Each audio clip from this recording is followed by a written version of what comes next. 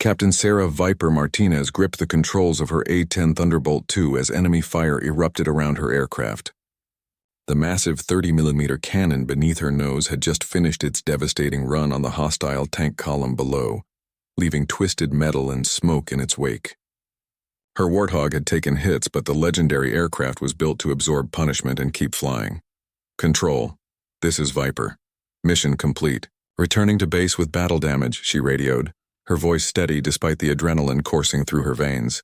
The A-10's twin engines hummed with their characteristic whine as she banked away from the combat zone. Sarah had been flying the Warthog for 8 years, and every mission reminded her why she loved this ugly, powerful machine. Built around its massive GAU-8 cannon, the A-10 was designed for one purpose: close air support for ground troops. It wasn't pretty, it wasn't fast, but when soldiers needed help, nothing delivered destruction like the Thunderbolt II. The flight back to base was routine until her warning systems began screaming. Multiple missile locks from an unknown source painted her aircraft. Sarah's heart rate spiked as she threw the Warthog into evasive maneuvers, deploying chaff and flares to confuse incoming missiles. Unknown aircraft, you are in restricted airspace. Identify yourself immediately, came a crisp voice over the radio. Sarah's blood ran cold. The accent was foreign and the tone was hostile.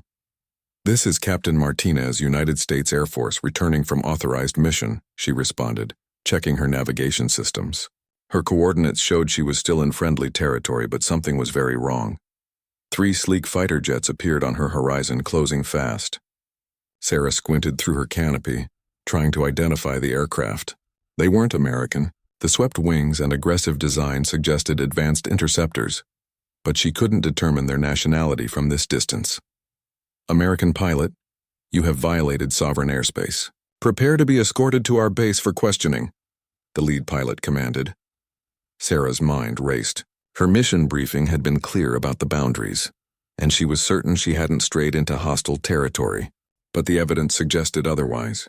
The fighters moved into formation around her Warthog, their sleek forms a stark contrast to her boxy utilitarian aircraft. Negative. I am in international airspace and returning to base, Sarah replied firmly, though doubt crept into her voice.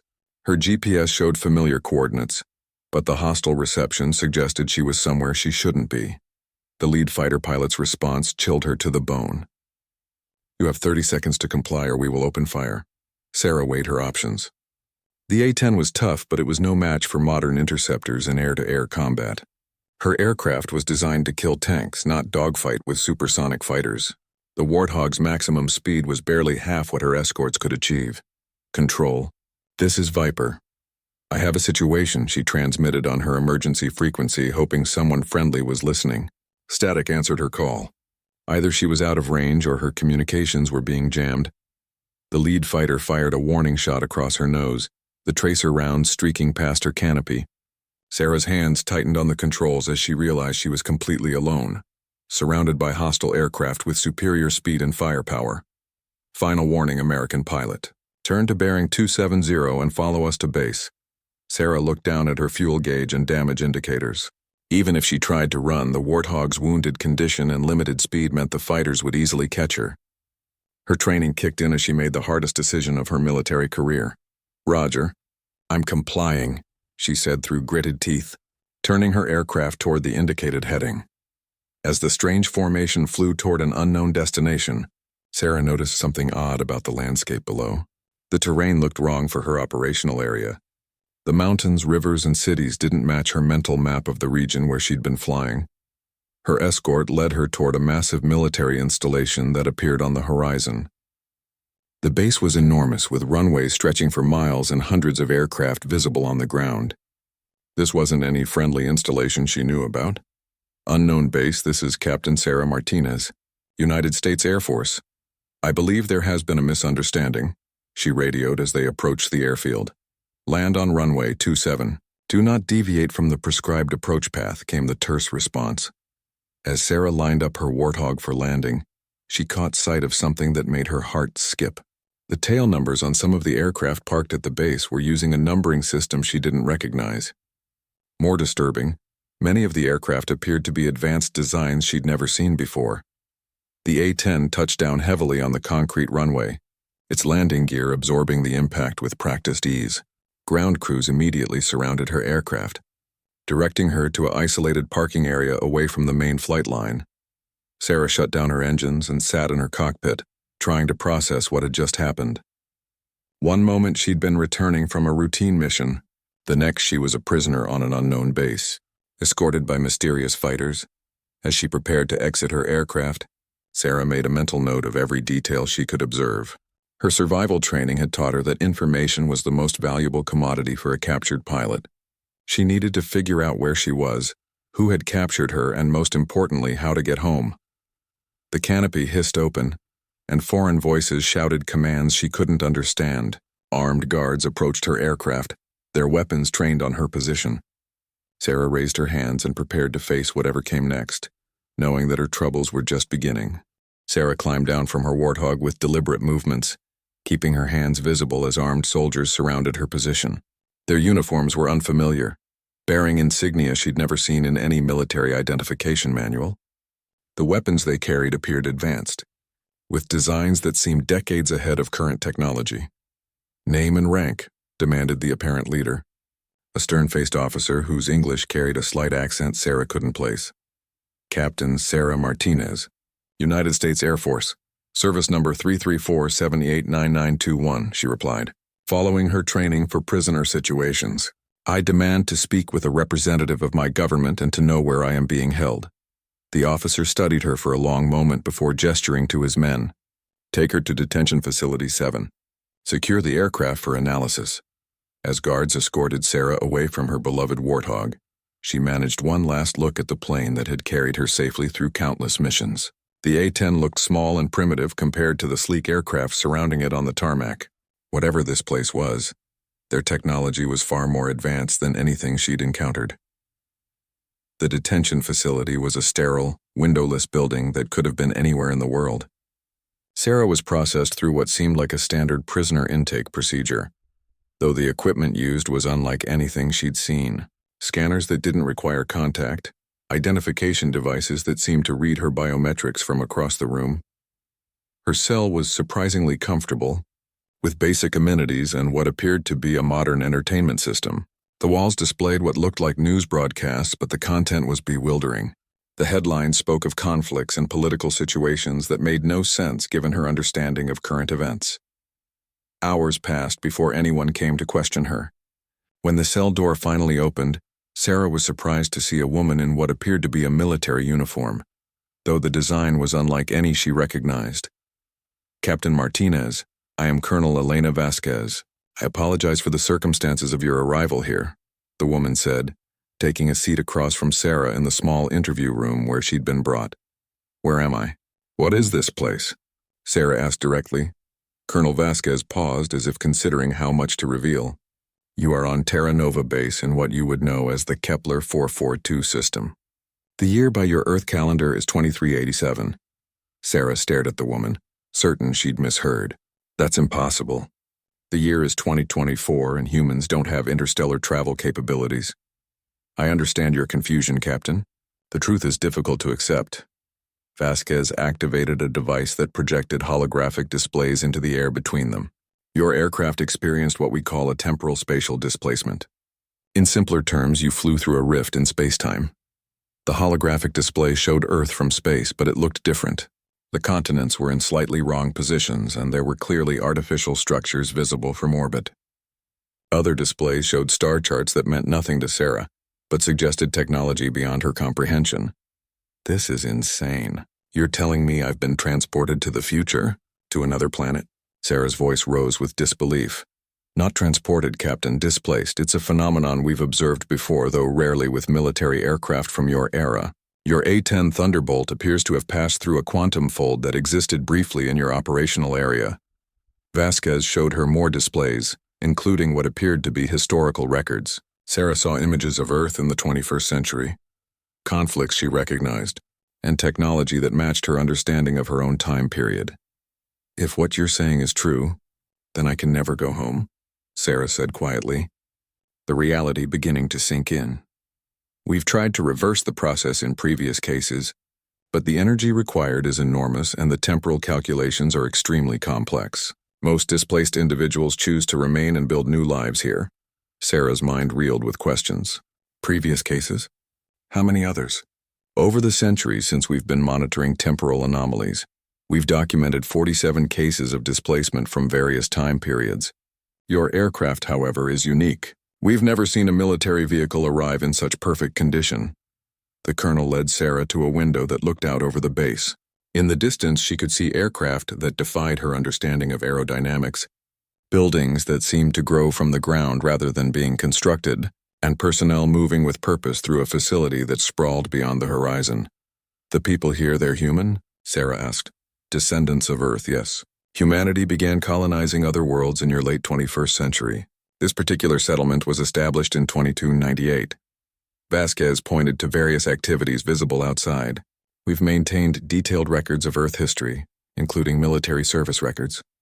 Your career, Captain Martinez, is actually quite well documented. Sarah turned sharply. How is that possible? You become something of a legend in military aviation history. Your service record shows exceptional courage under fire, innovative tactical thinking, and an unwavering commitment to protecting ground forces. The A-10 Thunderbolt II program is studied extensively in our military academies. The weight of this revelation hit Sarah like a physical blow. If these records existed, it meant her life, her choices, her fate were already written in their history books. But it also raised a disturbing question. If you know my history, then you know what happened to me. You know about this displacement event. Colonel Vasquez's expression grew somber. The records show that Captain Sarah Martinez and her aircraft disappeared during a routine mission on November 8, 2024. No trace was ever found. You were declared missing in action, then killed in action after the standard waiting period. Sarah slumped in her chair, processing this information. Her family, her friends, her squadron, they all believed she was dead. Even if she could somehow return to her own time, she'd already been erased from it. There's something else you should know, Vasquez continued. Your A-10 is more than just a displaced military aircraft. The specific tail number on your plane, the modifications that had been made to it, the mission you were flying, all of it has significant historical importance. What do you mean? Your Warthog isn't just any A-10, Captain. According to our records, it's the aircraft that played a crucial role in preventing a major conflict that could have changed the course of human history. The mission you completed before your displacement saved thousands of lives. Sarah looked out at the alien landscape, trying to reconcile her understanding of a routine close air support mission with the cosmic significance this woman was describing. Her simple flight in a trusted aircraft had somehow become part of the foundation of human spacefaring civilization. The implications were staggering, and Sarah realized her journey through time and space was only the beginning of a much larger story. Colonel Vasquez led Sarah through corridors that seemed to pulse with their own inner light, past windows that showed impossible vistas of alien landscapes under unfamiliar stars. The base was a marvel of engineering that made Sarah's 21st century military installations look primitive by comparison. I want to show you something that might help you understand your situation better, Vasquez said as they approached what appeared to be a massive hangar facility. The doors slid open silently, revealing a space the size of several football fields. Sarah's breath caught in her throat. The hangar contained dozens of aircraft, but these weren't the sleek fighters she'd seen on the flight line. These were historical aircraft from throughout human aviation history, each one preserved in perfect condition. Welcome to the Temporal Aviation Museum, Vasquez announced. Every aircraft here arrived through the same type of displacement that brought you to us. Sarah walked among the displays in wonder. A World War II P-51 Mustang sat next to what looked like a 1960s-era F-4 Phantom. A Vietnam-era Huey helicopter shared space with aircraft designs she didn't recognize, presumably from periods beyond her own time. That F-16 over there arrived 3 months ago. Vasquez pointed to a Fighting Falcon that looked newer than Sarah's own era. The pilot, Lieutenant Colonel James Harrison, was flying a training mission in 2031 when he experienced displacement. Sarah approached the F-16, noting details that were clearly more advanced than the aircraft she knew. The weapons systems, avionics, and even the basic airframe showed evolutionary improvements that spoke of years of development beyond her time. Where is Lieutenant Colonel Harrison now? He chose to join our forces. Many of the displaced pilots do. Their experience with historical aircraft and Tactics provides valuable perspectives for our current operations.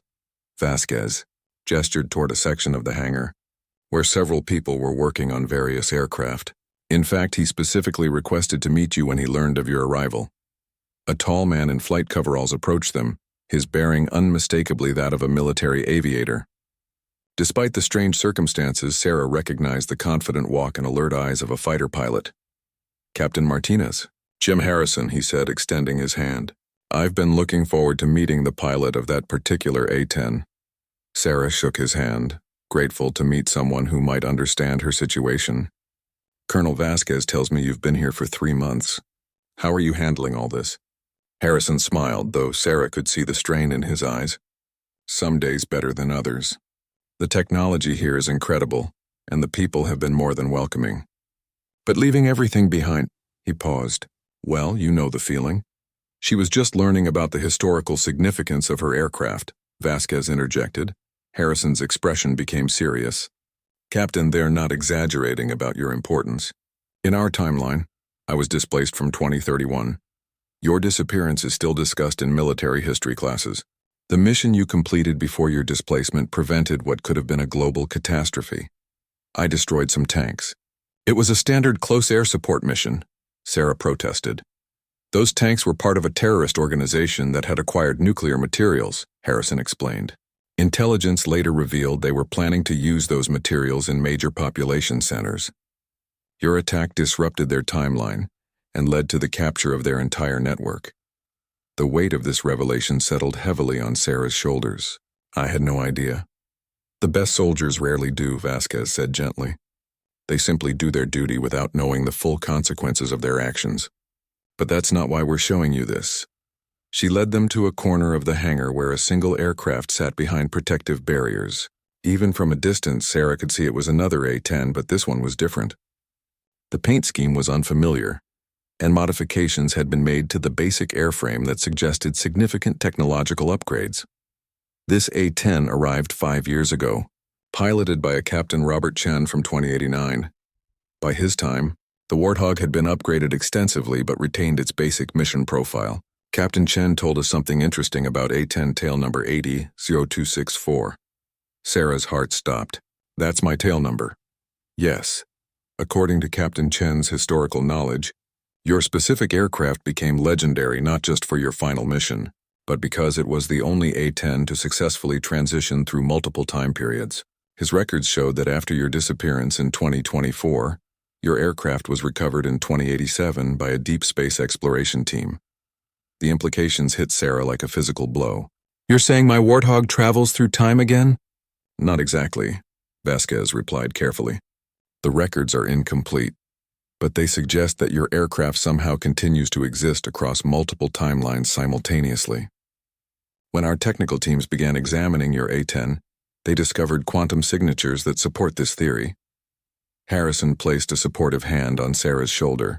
The point is, your aircraft isn't just displaced, it's somehow become unstuck in time entirely. And that might be the key to understanding how to use these temporal anomalies rather than just surviving them. Sarah looked back toward where her own Warthog was being held. What does that mean for me? It means you have choices that other displaced pilots don't, Vasquez said. The quantum signatures in your aircraft suggest it might be possible to navigate temporal streams rather than being randomly displaced by them. Are you saying I could go home? Possibly. But there are complications. Vasquez activated another holographic display. The temporal mathematics are extremely complex, but our scientists believe your aircraft could potentially access other time periods.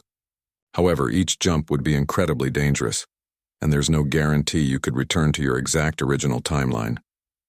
Sarah studied the display, trying to understand the implications. Charts showed branching pathways through time, with multiple possible destinations and outcomes. Her A-10 was represented as a small icon that could theoretically move along these pathways. What's the catch? Sarah asked, her pilot instincts telling her there had to be significant risks. Every time jump would require enormous energy, and the stress on your aircraft and your body would be substantial. More importantly, changing your position in the timeline could have unpredictable effects on future events. Vasquez explained.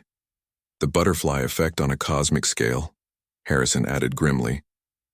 Sarah looked around the hangar at all the displaced aircraft and thought about their pilots.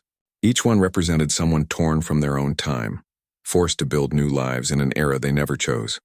But her aircraft apparently offered possibilities the others didn't have. "I need to see my plane," she said finally. "Of course, but there's something else you should know first." Vasquez's tone became more serious. "We've detected temporal anomalies increasing in frequency. More displacement events are occurring and they're becoming more violent.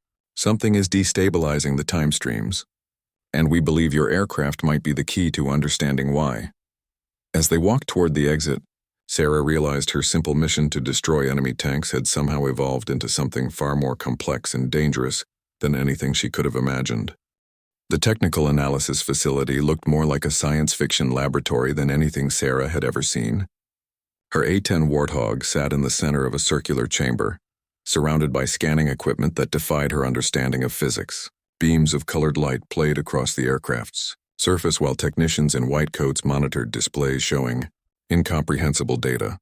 "The quantum resonance patterns are unlike anything we've documented," Dr. Elena Kowalski, the base's chief temporal physicist, explained as she led Sarah around the aircraft. "Your A-10 appears to exist in multiple quantum states simultaneously, which shouldn't be possible for an object of this size and complexity." Sarah ran her hand along the familiar surface of her aircraft, noting that it looked exactly as she remembered, despite its journey through time and space. "What does that mean in practical terms?" "It means your aircraft has been fundamentally altered by its passage through temporal anomalies. The quantum signatures we're detecting suggest it's become a stable platform for temporal navigation." Dr. Kowalski pointed to readings on her tablet. "Most objects that experience temporal displacement are damaged or destroyed by the process.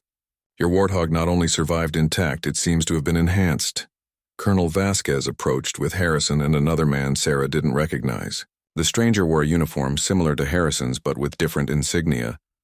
"Captain Martinez, this is Major Richard Thompson. His F-22 Raptor was displaced from 2034, shortly after Lieutenant Colonel Harrison," Vasquez explained.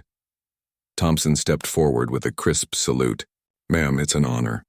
I've studied your tactics in advanced combat courses. Your innovations in close air support became standard doctrine in my time." Sarah returned the salute, still struggling with the idea that her simple flying techniques had become part of military education. "Major, what can you tell me about the situation in your time period?"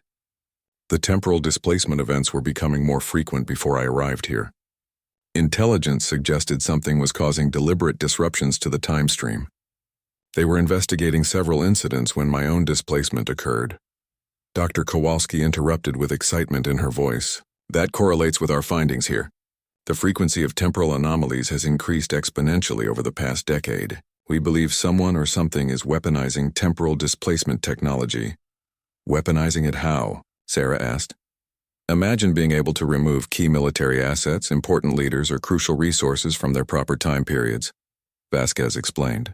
"An enemy could destabilize entire civilizations without direct confrontation." Sarah studied the displays showing her aircraft's quantum readings. "And you think my A-10 could help stop this?" "Potentially. Your aircraft appears to have developed the ability to navigate temporal streams with unprecedented accuracy. If we could understand how it works, we might be able to track and intercept whoever is causing these disruptions." Harrison stepped closer to examine the scanning equipment. "Have you detected any other aircraft with similar capabilities?" "Only one other case, and it's complicated," Dr. Kowalski replied hesitantly. "We detected an aircraft with similar quantum signatures approximately 6 months ago. However, when we investigated, we discovered it was another A-10 Warthog with the same tail number as Captain Martinez's aircraft." Sarah felt the blood drain from her face. "The same tail number? How is that possible?" "We believe it was your aircraft from a different timeline or time period." The pilot was also named Sarah Martinez, but she had memories of different events, different outcomes to missions you remember succeeding. Vasquez's tone became grave. She claimed to be from a timeline where her final mission failed, where the nuclear attack succeeded and killed millions. The revelation hit Sarah like a physical blow. Where is she now? Gone. Her aircraft departed during the night 3 weeks after her arrival. We detected massive temporal energy signatures, but we couldn't track where she went. Dr. Kowalski pulled up security footage showing an A-10 taking off in the darkness. She left a message saying she was going to prevent the timeline splits from continuing. Sarah stared at the footage, watching what appeared to be her own aircraft disappearing into the night sky of an alien world. You're telling me there are multiple versions of me flying around time in identical aircraft? The mathematics support that possibility, Dr. Kowalski confirmed. Temporal displacement doesn't just move objects through time. It can create quantum duplicates across multiple timeline branches. Your aircraft may have become a nexus point where these timelines intersect. Major Thompson whistled softly. That explains the intelligence reports from my time period. Multiple sightings of the same aircraft in different locations simultaneously. Impossible tactical victories attributed to single pilots. The question becomes, Vasquez said, what do we do with this information? If someone is deliberately creating temporal disruptions, and multiple versions of your aircraft are involved, we may be dealing with a threat beyond anything we've encountered. Sarah walked around her Warthog, trying to process the implications. Every familiar rivet, every worn surface, every modification she remembered making during maintenance. All of it exactly as she knew it, yet somehow fundamentally different on a quantum level. I need to understand something, she said finally. If there are multiple versions of me in my aircraft, how do I know I'm the original? How do I know my memories are real? Dr. Kowalski consulted her readings. According to our scans, your quantum signature shows the characteristics of a prime timeline displacement. You appear to be from what we consider the baseline timeline, the one from which all the variants originated. That would make you incredibly valuable, Harrison observed. If the other versions are trying to correct timeline disruptions, they might seek out the original version for some kind of temporal synchronization. The idea of meeting alternate versions of herself was both fascinating and terrifying. What would happen if multiple versions of me and my aircraft occupied the same space? Theoretically, it could either create a quantum cascade that stabilizes all the timelines or... Dr. Kowalski hesitated. Or what? Or it could cause a temporal implosion that erases this entire star system from existence.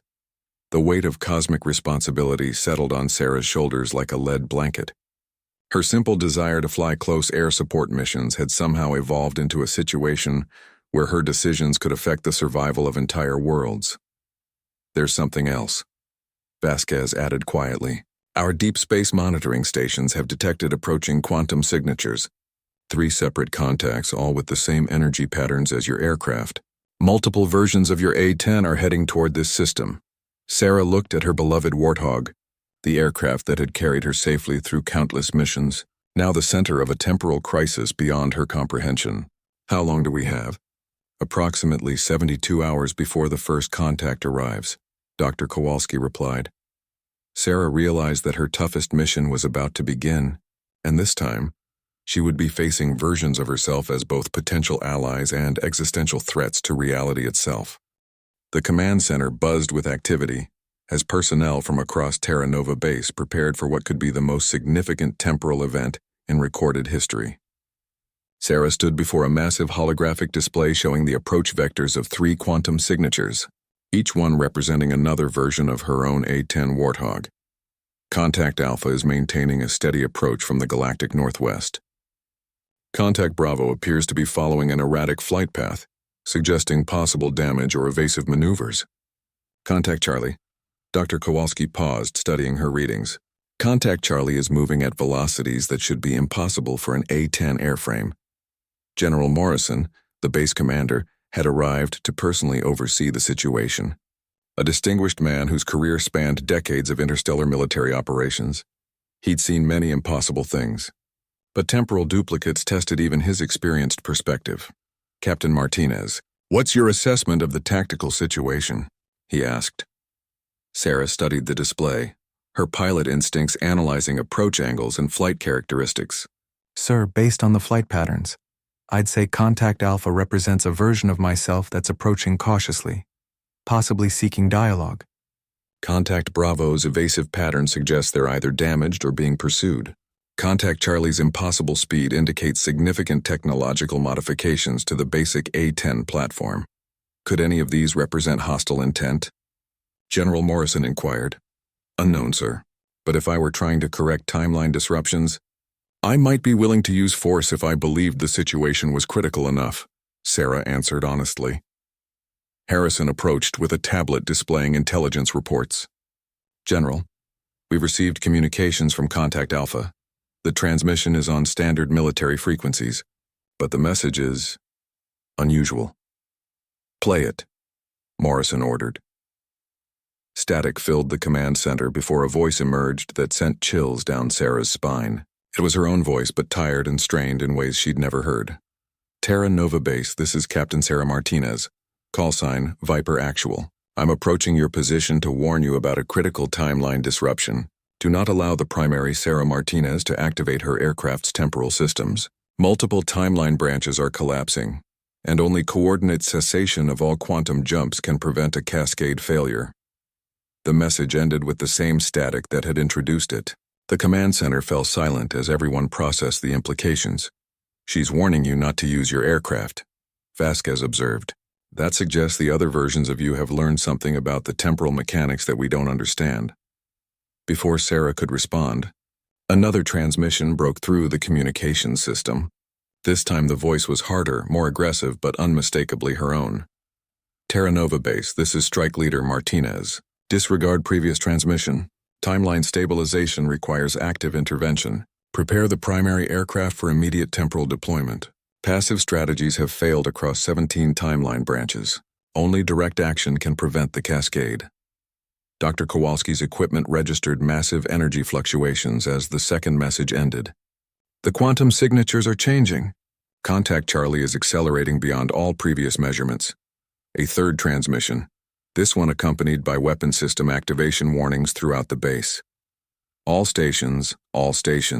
This is Captain Martinez, Temporal Strike Command. I am engaging hostile temporal entities in your vicinity. Do not interfere with my operations. Evacuation of the primary timeline subject is critical for preservation of baseline reality.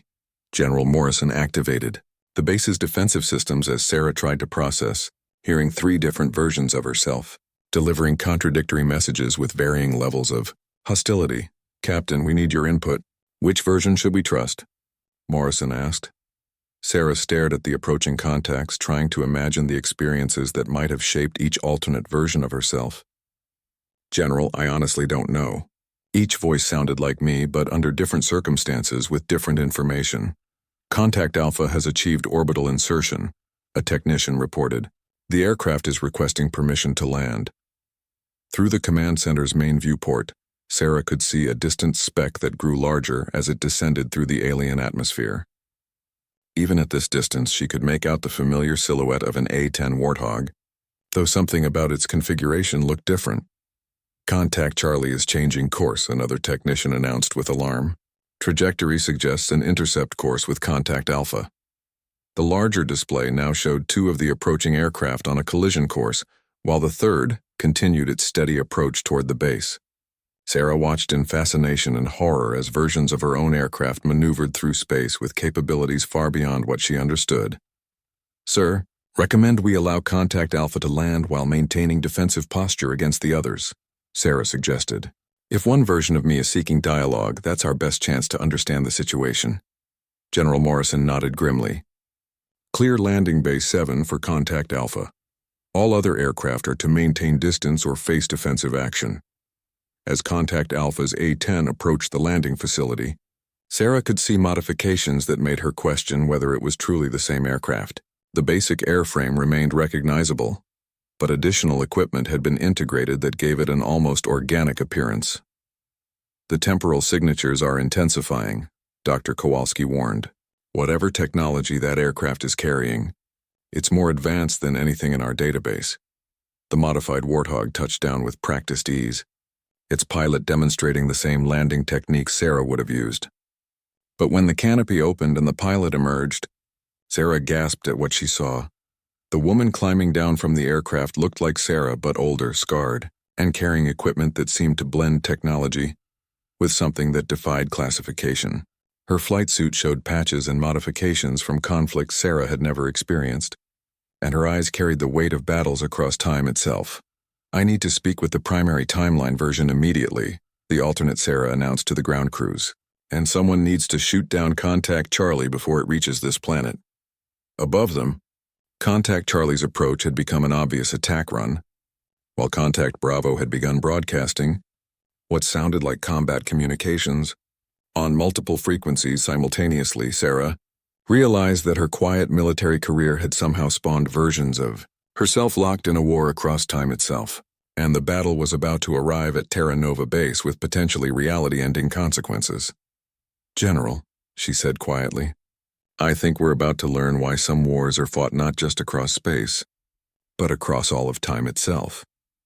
The approaching aircraft had begun weapon system activations that registered on sensors throughout the base, and Sarah knew that the next few minutes would determine whether human civilization continued to exist or disappeared into temporal chaos. The meeting room felt surreal as Sarah sat across from herself, or rather across from the battle-hardened version who had emerged from Contact Alpha's aircraft. The alternate Sarah's presence was unsettling in ways that went beyond mere physical similarity. Her counterpart carried herself with the confidence of someone who had fought battles across multiple realities. "You can call me Viper Alpha to avoid confusion," the alternate Sarah said, her voice carrying accents Sarah didn't recognize. "I've been tracking the temporal cascade for subjective years across 17 different timeline branches." General Morrison studied both versions of his unexpected guest. "Explain the situation, Captain." Viper Alpha activated a device that projected holographic displays more advanced than anything Terra Nova Base possessed. The timeline disruptions aren't random. Someone calling themselves the Temporal Coalition has been deliberately destabilizing key historical events to reshape human development. The display showed a complex web of interconnected timelines, with certain nodes highlighted in red.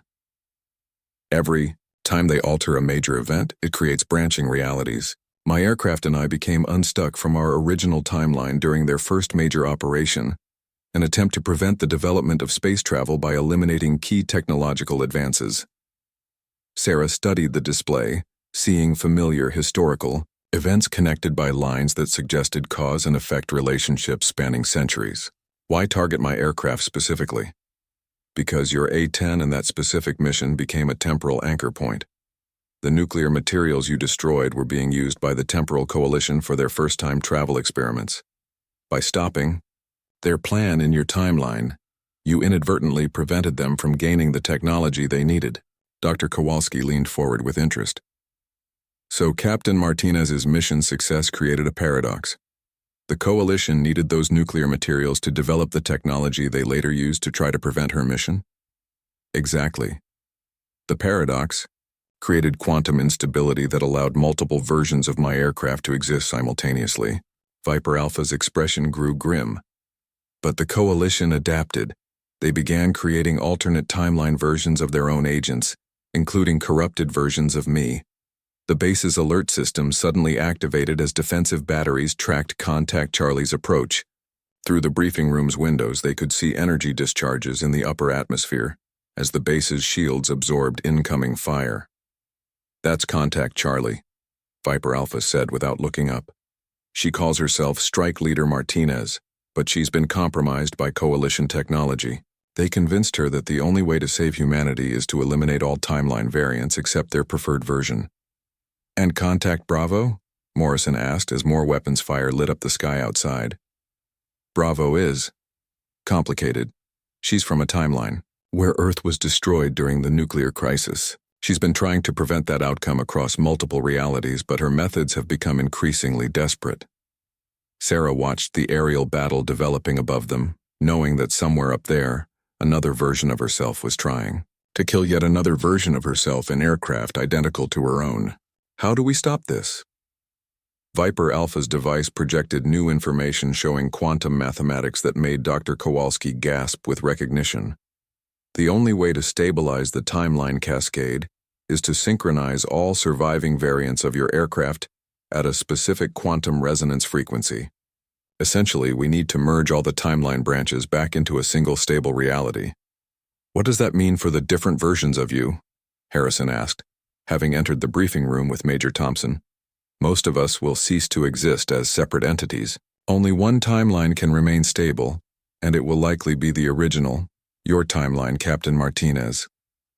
Sarah felt the weight of that revelation. Multiple versions of herself, each with their own experiences and relationships, would essentially die to preserve her reality. There has to be another way. I've searched across dozens of timelines for alternatives, Viper Alpha replied sadly. This is the only solution that prevents total temporal collapse. Contact Charlie's attack intensified, and the base's defensive systems began showing strain indicators. Through the tactical displays, they could see that the attacking aircraft had capabilities far beyond any conventional A-10, firing energy weapons that shouldn't exist, and maneuvering with impossible agility. She's been enhanced with coalition technology, Viper Alpha explained as they watched the battle. Neural implants, quantum engines, weapon systems that can target specific timeline branches. She's more machine than human now. A new contact appeared on the sensors as Contact Bravo finally arrived in the system. But instead of joining the attack, the third A-10 began engaging Contact Charlie in a dogfight that defied the laws of physics as Sarah understood them. Bravo is trying to protect this facility, Viper Alpha observed with something that might have been affection. She believes this timeline represents the best chance for humanity's survival. The aerial battle above them had evolved into something beyond conventional warfare. 3 identical aircraft, each piloted by the same person but from different realities, fought with weapons and capabilities that spanned multiple eras of technological development. Sarah made a decision that felt inevitable. I need to join this fight. Absolutely not, General Morrison stated firmly. You're the primary timeline version. If something happens to you, we lose any chance of stabilizing reality. With respect, sir, those are all versions of me up there. If anyone can understand their tactics and motivations, it's me. Sarah stood, her resolve hardening. Besides, my Warthog might be the key to the synchronization process Viper Alpha described. Viper Alpha nodded slowly. She's right. The primary aircraft carries quantum signatures that could serve as a template for timeline stabilization.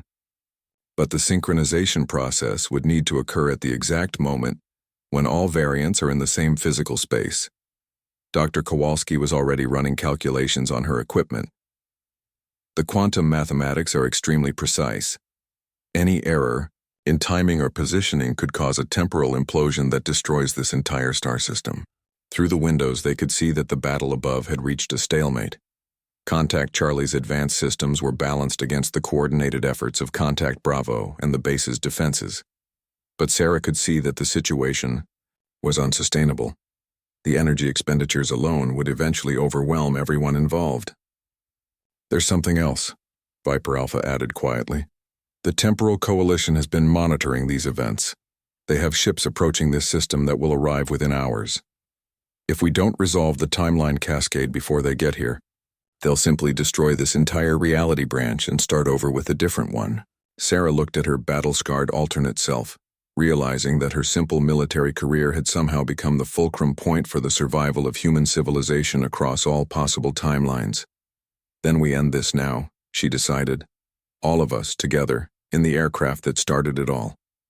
The decision would require her to face not just enemy forces, but versions of herself that had been shaped by battles she couldn't imagine, in a final confrontation that would determine which version of reality deserved to survive. Sarah strapped herself into the familiar cockpit of her A-10 Warthog, as technicians made final adjustments to the quantum synchronization equipment Dr. Kowalski had hastily installed. The device looked alien, nestled among the conventional instruments, its crystalline surfaces pulsing with energy that seemed to bend light around itself. Remember, you need to achieve formation flight with all 3 alternate versions simultaneously. Viper Alpha's voice came through the communication system as she prepared her own modified aircraft. The synchronization pulse must occur when all 4 quantum signatures are perfectly aligned. Sarah ran through her pre-flight checklist, her hands moving automatically through procedures she'd performed thousands of times, but this time felt different, heavier with the weight of infinite possibilities. Understood. What happens if Contact Charlie won't cooperate? Then Bravo and I will have to convince her, came the grim response. The Warthog's engines spooled up with their characteristic whine, a sound that had become Sarah's anthem across multiple timelines. As she taxied toward the runway, she could see the ongoing aerial battle above Terra Nova base. Energy discharges lit the alien sky like a deadly aurora as three versions of her aircraft danced through combat maneuvers that pushed the boundaries of physics control. "This is Viper Prime requesting clearance for takeoff," Sarah transmitted, using the call sign they'd assigned to distinguish her from her alternates. "Cleared for takeoff. Viper Prime. Godspeed," came General Morrison's voice, carrying the weight of cosmic responsibility. The A-10 accelerated down the runway with familiar power, lifting into the atmosphere of an alien world to join a battle against herself. Sarah had flown countless combat missions, but none had prepared her for the surreal experience of engaging multiple versions of her own aircraft. "Viper Prime. This is Bravo," came a transmission as Sarah climbed toward the battle zone. The voice was hers, but carrying pain and desperation that made her heart ache. "I need you to know, in my timeline, everyone died because I failed. Don't let that happen here. Bravo, this is Prime. We're going to save everyone. All timelines, all realities. Charlie isn't going to listen to reason." Viper Alpha interjected over the tactical channel. "She's been modified with coalition technology that's convinced her we're all threats to timeline stability." As Sarah approached the combat zone, she could see the three aircraft engaged in a complex dance of attack and evasion.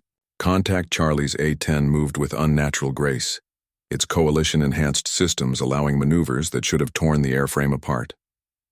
Contact Bravo fought with desperate precision, using tactics Sarah recognized from her own training, but pushed to extremes born of necessity. All Viper variants. "This is Strike Leader Martinez," came Charlie's voice, cold and mechanical in ways that suggested significant cybernetic enhancement. "The primary timeline version must be eliminated to prevent cascade failure. Comply or be destroyed."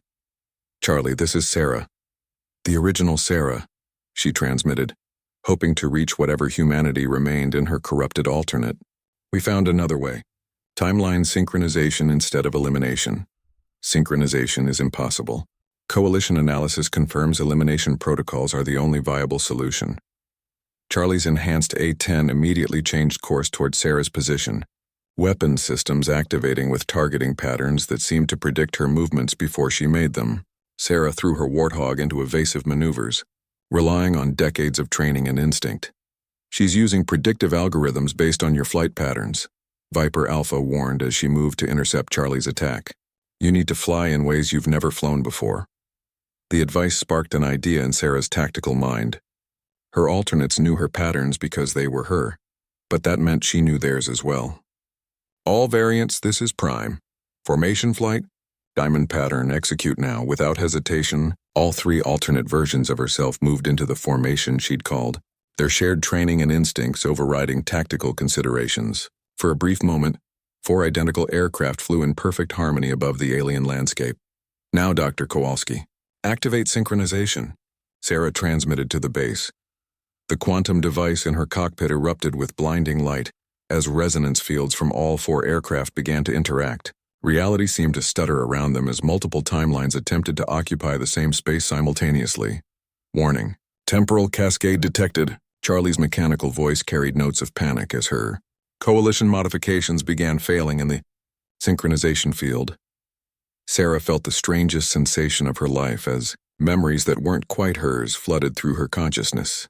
She experienced Bravo's desperate fight across a dying timeline, Alpha's methodical campaign across multiple realities, and even Charlie's cold efficiency as coalition technology warped her perspective.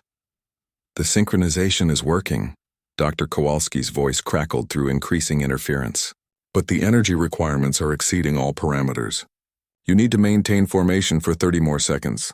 Through her canopy, Sarah could see her alternate struggling with the same memory downloads.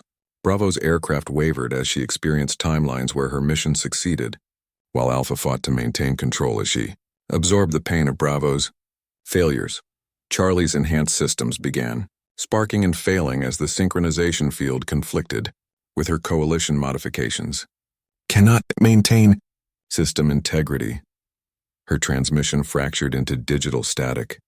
"Charlie, cut your coalition systems. Let the synchronization complete," Sarah called out, knowing that her corrupted alternate was fighting for her life against technology that was trying to tear her apart.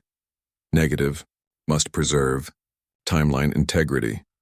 But even as Charlie's words denied cooperation, Sarah could see her alternate making subtle control inputs that maintained formation, despite her failing systems.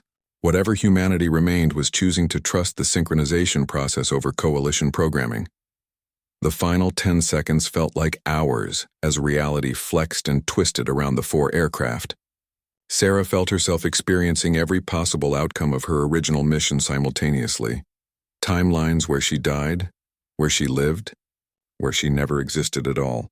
Then, suddenly, silence. Sarah found herself flying alone above Terra Nova Base in her faithful A-10. The other aircraft were gone, but somehow she remembered them all. Every timeline, every alternate version's experiences, every choice that had led to this moment, all of it now existed within her memory as a single, unified understanding. Viper Prime, this is Control. Quantum signatures have stabilized. Timeline cascade has been arrested. Dr. Kowalski's voice carried amazement and relief. Sarah looked at her instrument panel and saw new readings she somehow understood despite never seeing them before. Her aircraft retained quantum capabilities from the synchronization, but they were now stable and controllable. Control. This is Viper Prime. Mission accomplished. All variants integrated successfully. As she flew back toward the base, Sarah carried with her the memories and experiences of multiple lifetimes spent protecting humanity across the streams of time itself. Her simple A-10 Warthog had become something unique in the universe, a stable platform for temporal navigation, carrying a pilot who now understood the full scope of her responsibility across all possible realities.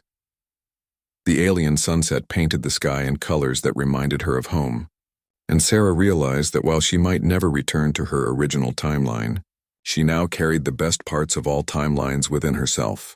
Her mission to protect people had evolved beyond anything she'd imagined, but the core purpose remained the same.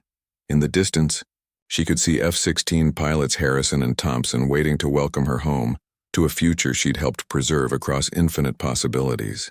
The Warthog's engines hummed with their familiar song, but now Sarah knew that song echoed across all of time itself.